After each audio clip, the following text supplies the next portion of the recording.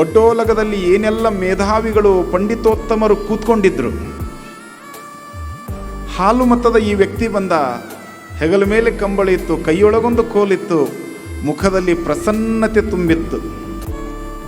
ಬಂದು ಒಡ್ಡೋಲಗದ ಮಧ್ಯದಲ್ಲಿ ಹಾಲು ಮತದ ವ್ಯಕ್ತಿ ನಿಂತಾಗ ಅಲ್ಲಿ ಕೂತವರೆಲ್ಲ ಕೇಳಿದರು, ಮುಗಿಲಾರದ ಕಥೆಯನ್ನು ಹೇಳ್ತೀಯಾ? ಹೌದು. ನೀನೇನು ಹೇಳ್ತೀಯ ಮಾರಾಯ, ನಮ್ಮಿಂದ ಹೇಳೋದಕ್ಕಾಗಿಲ್ಲ, ನೀನೇನು ಹೇಳಬಲ್ಲೆ? ನೀನು ಕುರಿಯನ್ನು ಕಾಯುವವನು ಅಂದರು. ಮಂತ್ರಿ ಹೇಳಿದ, ಕುರಿಯನ್ನು ಕಾಯುವವನು ಅಂತ ತಿಳ್ಕೊಂಡು ಅವನು ಯಾಕ ಅಷ್ಟೆಲ್ಲ ನೀವು ಸಣ್ಣತನದಿಂದ ನೋಡ್ತಾ ಇದ್ದೀರಿ?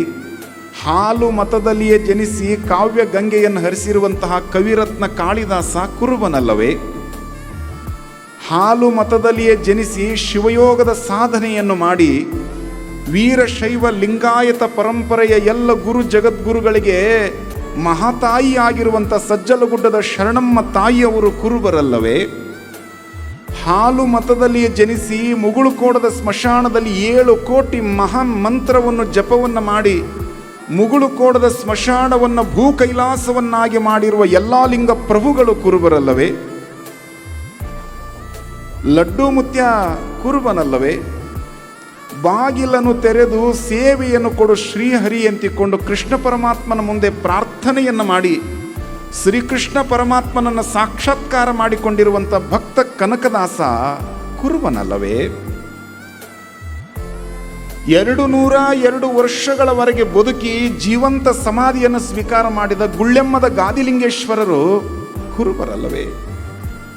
ಹಾಲಕೆರೆಯ ಅನ್ನದಾನ ಮಹಾಶಿವಯೋಗಿಗಳಿಂದ ಅನುಗ್ರಹವನ್ನು ಪಡೆದುಕೊಂಡು ಶಿವಯೋಗದ ಸಾಧನೆಯನ್ನು ಮಾಡಿದ ಇಟಗಿಯನ್ನು ಬಂಗಾರದ ಪೆಟ್ಟಗಿಯನ್ನಾಗಿ ಮಾಡಿರುವಂತಹ ಇಟಗಿಯ ಭೀಮಾಂಬಿಕ ತಾಯಿಯವರು ಹಾಲು ಮತದವರಲ್ಲವೇ?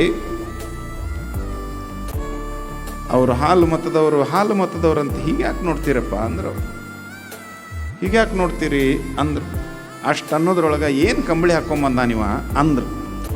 ನೋಡಿ, ಪ್ರಪಂಚ ಹೇಗಿರ್ತದಂದ್ರೆ ಯಾವಾಗಲೂ ಇಲ್ಲದೇ ಇರುವುದನ್ನು ಹುಡುಕ್ತಿರ್ತದೆ. ಇದು ಪ್ರಪಂಚ ಇರುವುದನ್ನು ಹುಡುಕಿ ಪ್ರೋತ್ಸಾಹಿಸೋದಿಲ್ಲ. ನೋಡಿ, ಆವಾಗ ಮಂತ್ರಿ ಹೇಳಿದ, ಕುರುಬನ ಕಂಬಳಿಯನ್ನು ಕಂಡು ಹಾಗ್ಯಾಕೆ ನೀವು ನೋಡ್ತೀರ? ಜಗದ್ಗುರು ರೇವಣ ಸಿದ್ದೇಶ್ವರರಿಗೆ ಪೂಜೆಯ ಗದ್ದುಗೆಯಾಗಿತ್ತು ಕುರುಬನ ಕಂಬಳಿ. ಮಧುಮಕ್ಕಳಿಗೆ ಹಸೆಯ ಮಣೆಯಾಗಿತ್ತು ಕುರುಬನ ಕಂಬಳಿ. ಮಕ್ಕಳಿಗೆ ದೃಷ್ಟಿ ತಾಗಬಾರದೆಂದು ಕುರುಬನ ಕಂಬಳಿಯ ಎಳೆಯನ್ನು ತೆಗೆದುಕೊಂಡು ಕಟ್ತಾರೆ. ಅದು ಸಾಮಾನ್ಯವಾದ ಕಂಬಳಿಯಲ್ಲ. ಮಳೆ ಇಲ್ಲದಾಗ ಮಳೆಯನ್ನು ತರಿಸಿತ್ತು ಕುರುಬನ ಕಂಬಳಿ. ಅದು ಸಾಮಾನ್ಯವಾದ ಕಂಬಳಿ ಅಲ್ಲ. ಇವ ಹಾಲು ಮತವ, ಅವನ ಮತ ಹಾಲು ಮತ. ಹಾಲಿನಂಥ ಮನಸ್ಸನ್ನು ಹೊಂದಿದವನೇ ಹಾಲು ಮತದವನು.